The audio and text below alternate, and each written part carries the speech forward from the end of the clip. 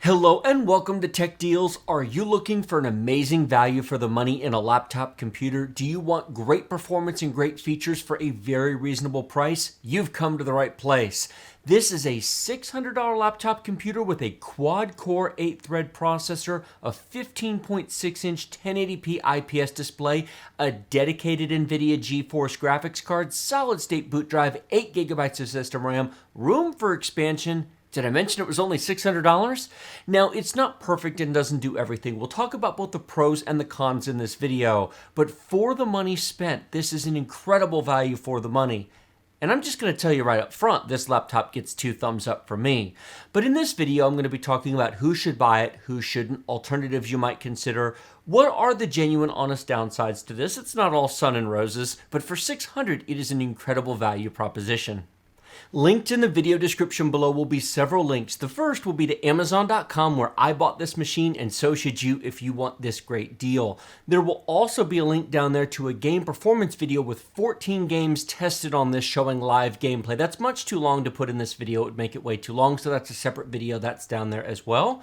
There's also a link to its big brother, the $1,000 Acer Predator Helios 300, that has more powerful hardware, and it costs more money, naturally. So go check that out if you're interested.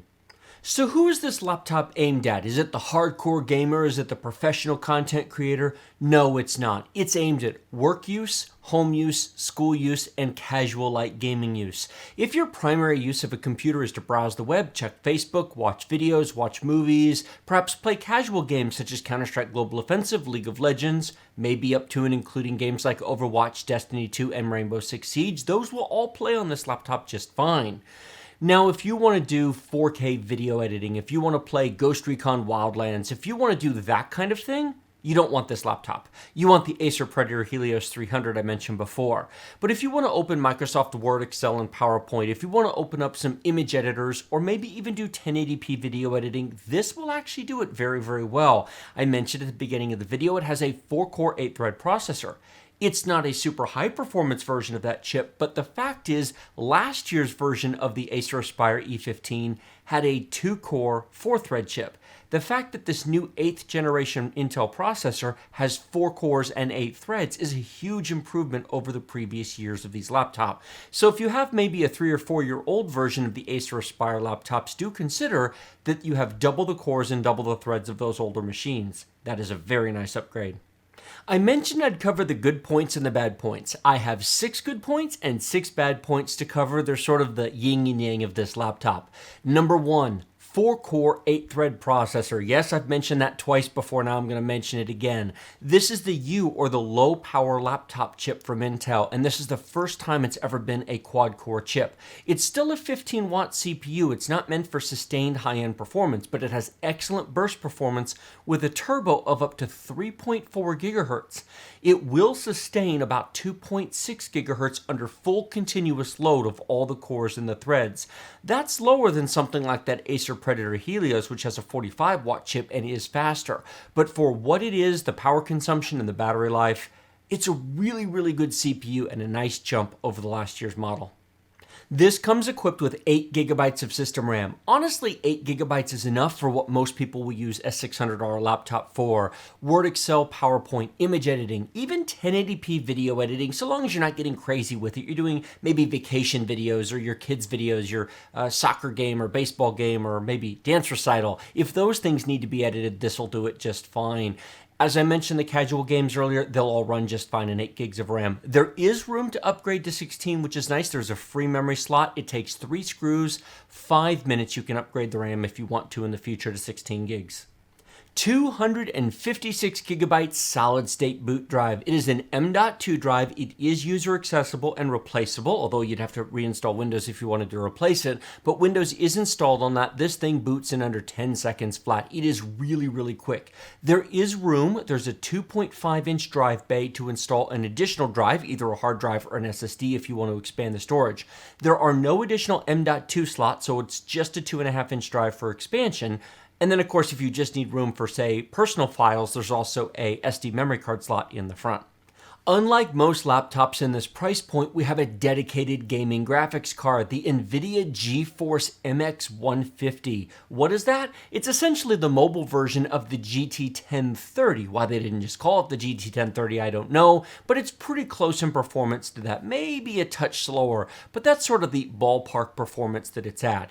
It is not really meant for high-performance games, but it will play a lot of games very well. I mentioned before there's a video down below with 14 games tested, live gameplay, not benchmarks. I show a minute each with the real-time MSI Afterburner numbers so you can see real-time usage, real-time frame rates. I'm going to put the slide up here in just a minute so that you can see the numbers here in case you don't want to go watch that video, but you really should, because if you have any interest in games whatsoever, the average frame rate in the 1% low can be deceptive. You might look at them and draw the wrong conclusion. Go watch the smoothness of the games. A couple of them aren't playable. Most are, so long as you keep to the games on that list or similar ones.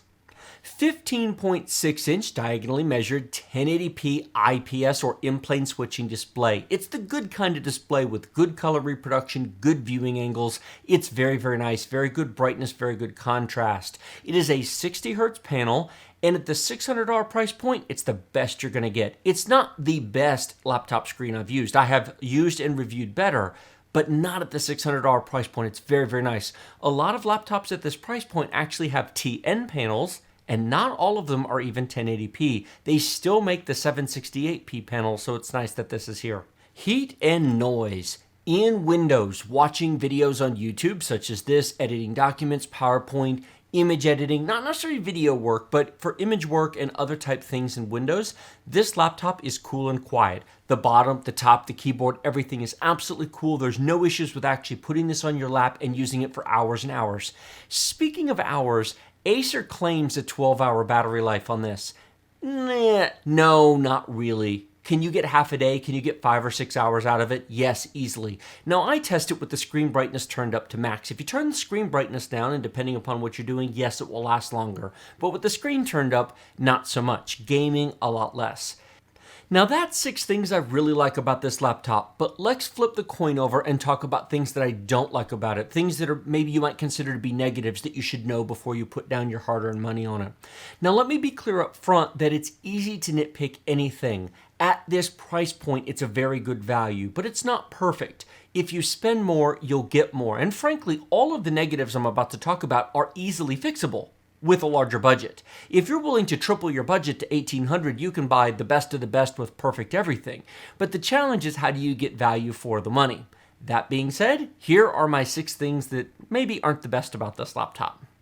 The first thing we need to talk about is the CPU. Yes, I've mentioned it several times, but it is the most important part of this laptop. 4 cores, 8 threads. That is wonderful. But not all 4 cores and 8 thread CPUs are made equal. This is a 15-watt chip. The Acer Predator Helios 300 that I've mentioned several times and reviewed previously is a 45-watt chip. This, when put under full sustained load, will not exceed 2.6 gigahertz on all 4 cores, 8 threads. The Acer Predator Helios 300 will do 3.5 sustained under intense workload. It's nearly 1 gigahertz faster. Now, for many people and many workloads, this is all you need, but please keep in mind that when you see that turbo speed of 3.4 gigahertz, that is not a sustained workload. That's burst performance. This is not really meant for intensive gaming or intense video rendering. It's not meant for hardcore workloads. It's meant for things like opening web pages and opening documents and just doing bursty workloads so the CPU runs at low speed and then just jumps up for brief moments to high speed. For what it is at this price point, it's a great value. Just don't think that you're magically getting a $1,000 laptop for $600 and they're the same, because it isn't. In the pros, I praised that it came with 8 gigs of RAM. Now I'm going to criticize it for having 8 gigs of RAM. In 2018, frankly, I think all computers should have 16 gigs of RAM. We currently have higher priced RAM due to reasons, so it's not going to come with 16 at this price point. It is upgradable, as I mentioned, although with current RAM prices, I'd be tempted to wait 6 months and see if those come down, because RAM is currently pretty expensive. That being said, it takes 3 to 5 minutes to upgrade. It's very easy. If you want to do multitasking, which actually this does pretty well, if you want to load up more complicated programs or documents, maybe in Excel and PowerPoint, you might need to upgrade the RAM depending upon what you're doing. Thankfully, that's the easiest upgrade there is. Next up, we have the SSD. Now, I praised the fact that it has an SSD. It's an M.2. It's very quick. It is not an NVMe drive. It's a SATA drive, but at the $600 price point, who cares? For what this machine's going to be used for, an NVMe drive would be kind of overkill anyway. The bigger issue, besides the speed of the SSD, which is plenty for this, is the size. If you want to do more than just install Word, Excel, PowerPoint, and maybe some Adobe programs, if you want to do more than install 1 or 2 games, you're going to run out of SSD space pretty quick. 256 gigabytes is nice, but not that much. Now, I mentioned before you can put an SD card. There's an SD card reader right up front. If you just need to store files, if you need a place to store documents and videos and images and anything else that you just want to take with you, buy an SD card and stick it in. It's cheaper than adding an SSD. You can also get little micro USB thumb drives, which will just plug into the USB port and use those as extra storage. Frankly, because we have 4 USB ports as well as the SD card, you can put a lot of storage on this without opening up the bottom. If you undo the 3 screws on the bottom, there's very easy access to the 2.5-inch bay, hard drive, or SSD. Not a problem if you want to upgrade it. I wish it had more, but again, at the $600 price point, I understand. Just be aware, that's all you've got. That brings us to the graphics chip. Now, I praise the fact that it has a dedicated graphics chip in the Pro section, but now we're going to beat it up a little bit. I showed you the average frame rate chart earlier. Now I'm going to show you the 1% low. Basically, the frame rate, it drops to 1% of the time. It is playable. It is not 60 frames per second smooth across most of these titles. Oh, sure, League of Legends and Minecraft run beautifully on this laptop. They run fine on integrated graphics, to be blunt. But a lot of other games don't, or they're very uneven in performance. It is not meant to be a gaming laptop. It will do it in a pinch, but certainly not for AAA games and certainly not for pro gamers. If you want 60 to 100 frames per second as a minimum in most of your games, most certainly you're not going to find it with a $600 laptop. That Acer Predator Helios 300 is much, much faster, both on the CPU and the GPU, and it's what you should buy if you're actually looking for a gaming laptop. This is more meant to be a work, home, school laptop that will also game in a pinch, but this is less than half the gaming performance in most of these titles than that $1,000 laptop, and it's not half the price. So it's up to you as to whether that's important to you or not. Just keep in mind, this is extreme entry level when it comes to gaming. One other thought regarding the graphics chip of this laptop. All of the benchmarks I did were at 1080p. Inevitably, somebody's going to say, well, what about 900p or 720p? That's a very fair point. If you want better performance at the detail settings that I've tested, you can certainly lower the resolution, and many of those will run better. It's not going to make PUBG run better. 720p at low detail, PUBG is still not going to run properly on this, but many of the other games that were just below 60 frames per second will be comfortably above 60 frames at either 900p or 720p, which will run just fine. Just as a fun note, this is not running at 1080p right now. All this time I've been filming, this is running at 720p. Can you tell the difference? At the 15.6-inch screen size, I'm willing to bet that when graphics are being displayed, not in Windows you want 1080p, but graphics at this screen size, 720p actually might be just fine, and higher quality details with a smoother frame rate and a lower resolution might be better to play with than worrying about whether you're running at 1080p or not. So do keep in mind that 720p and 900p are options. Let's talk about this screen for just a second. It's very nice. It does the job. It's IPS, it's 1080p. It certainly does the job at this price point. I've used and have much better panels. Frankly, I would call it a very middle-of-the-road average panel. There's nothing special about it. The color reproduction, the color gamut on it, the contrast, it's not special. It's good, not great. I've seen better. I've seen worse. It's the best I've seen at $600. How's that? It does the job for what it is. If you want better, you can certainly get better. You can get gorgeous 4K displays with 99% sRGB color gamut, with 120 Hz refresh rate, with touchscreens and glossy finishes. But again, at triple the price. At $600, it's very, very nice. Just don't expect the moon when it comes to this screen. I would call it very adequate. That brings us to heat and noise. Now, I said before in the Pro section that when you're just in Windows watching YouTube videos, documents, etc., this is cool, quiet, and silent. That's true. When you are gaming or doing something that's using the graphics chip and the CPU intensely, it is neither cool nor silent at all. In fact, even though this is a low-power graphics chip with a low-power CPU, this gets hotter and in some respects louder than the Acer Predator Helios 300, which is much more powerful, but it has much better cooling and much better airflow. The top and the bottom of this laptop during extended gaming sessions gets quite warm. The CPU gets quite warm, and the fan is not at all quiet. Now, this benchmark has been running continuously now for more than an hour. You probably can't hear it because, frankly, my microphone is pretty directional, and this benchmark is not as intense as gaming is because it's not using the CPU at all. It's just generating a pre-rendered image. So it's using the graphics chip but not the CPU. It is, however, running the graphics chip at 73 degrees Celsius. That's not bad. But the CPU in gaming, if you watch that video linked down below, gets into the 90s at times. Usually it's in the mid-80s when you're intensely using it at full throttle. But it does get quite warm. You would not want to put this laptop on your actual lap for extended gaming sessions. For just browsing in Windows, it's fine. But gaming, you need a hard surface such as this, or a laptop pad, or a book, or something to put it on, because it does get quite warm. There is a headphone jack, and I do recommend that you use headphones if you're going to game on this laptop, or even just listen to music. It does have a built-in speaker, and it works and makes sound, and that's about the best thing I can say about the built-in speaker. I wouldn't want to play games on the built-in speaker. The screen's nice, the speaker's, yeah. So, headphones, or maybe external speakers, but given the sound of the internal fan, yeah, headphones. The features on this in terms of ports, expansion capability, etc. are very nice. There is a webcam built into the top here, so for Skype, video conferencing, recording yourself, or, well, yeah, not really live streaming games, but for those features, it's there. It does have a backlit keyboard, which is really nice. A lot of laptops in this price range do not have a backlit keyboard, so if you're typing in the dark, no worries, it lights up very, very nicely.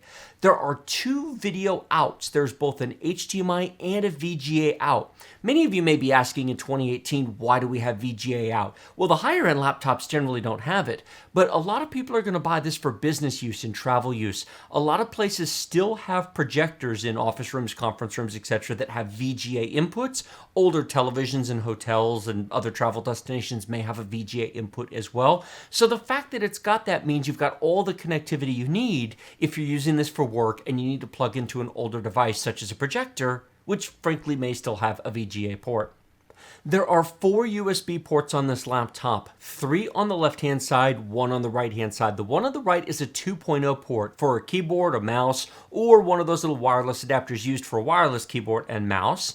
And on the left-hand side of the laptop, there are 2 Type-A USB 3.0 ports and 1 USB 3.1 Type-C port. So you're covered for the future. The new type of reversible smaller port is there. There's also that SD card reader that I mentioned that's in the front right down there, and something that's not on the Acer Predator Helios because it's using the internal space for cooling. This has a DVD reader and writer. So if you need to watch movies on a plane or perhaps just read or write DVDs or CDs for any reason, it does have that built in here on the right-hand side. Finally, there is a full-size RJ45 Ethernet jack. If you want to plug into wired networking rather than using the built-in AC Wi-Fi, you can certainly do so. And then there's a Kensington lock as well. So if you're traveling or if you're at school and you want to lock it up using the built-in lock, you can certainly do so and keep the honest from stealing your computer. So in summary, you get a ton of value for the money. I really do like this, and I understand that a lot of my videos may seem like I'm gushing about products, but I still do buy the majority of what I review, so I buy stuff that I think is going to be good. For what it costs, this is a great machine. It's not perfect, it has its flaws, but for $600, I think you will not do any better with what's currently available on the market. You can spend more and certainly get a nicer machine. But the touchpad is nice. The keyboard is as good as it's going to get at anything close to this price. Frankly, it's just as good as the $1,000 laptops. The connectivity options on both sides, the 1080p IPS screen, the fact that it has any kind of dedicated graphics chip at all is nice. If this is your budget and this is what you can afford, this is about the best that you're going to do. If you have the extra $400 for the Acer Predator Helios 300, buy that instead. Faster CPU, faster graphics chip, a nicer machine all the way around, runs cooler. But if you don't have $1,000, if you've got $600, you found your deal. Like this video if you like it, share it with your friends if you loved it. Remember to subscribe to my channel with that big huge red button directly below. Questions and comments down below, and please check the links in the video description. The link to Amazon where I bought this, and so should you if you want this deal, is right down there. If you want to support me, because as I said, I did buy this, I'd appreciate it. Links to Patreon and PayPal are down there as well. Supporting those helps me buy more fun stuff like this to review for you. I would certainly appreciate it. Links to the Acer Predator Helios are down there as well if you want to check that out. And the link to the video with the 14 games tested on this will be down there as well. Please go check it out. Benchmark charts, which I showed you in here, are nice, but they're not the whole story. If you really want to see how well the machine really plays, you got to check out the live gameplay. Thanks so much for watching. I will see you next time.